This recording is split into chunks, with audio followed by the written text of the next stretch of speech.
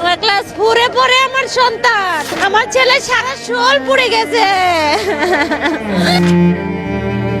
বাংলাদেশের রাজধানী ঢাকায় হৃদয় বিদারক মর্মান্তিক এক ঘটনা ঘটে গেছে। প্রশিক্ষণ নেয়াকালীন একটি যুদ্ধবিমান মাইলস্টোন স্কুলের উপরে বিধ্বস্ত হয় এবং এরপরই সেখানে ব্যাপক আকারে হতাহতের ঘটনা ঘটে।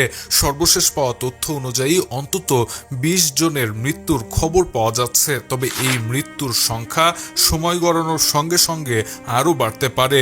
খোঁজ নিয়ে জানা গেছে বিমানটি উড্ডয়নের মাত্র 12 মিনিটের মাথায় বিধ্বস্ত হয়ে পড়ে। এটি ছিল একটি প্রশিক্ষণ বিমান। এতে একজন পাইলট ছিলেন এবং তিনিও সর্বশেষ মৃত্যুবরণ করেছেন। সোমবার 21শে জুলাই দুপুর 1টার পর উত্তরার মাইলস্টোন স্কুল অ্যান্ড কলেজের একটি ভবনের ওপর বিমানটি বিধ্বস্ত হয়।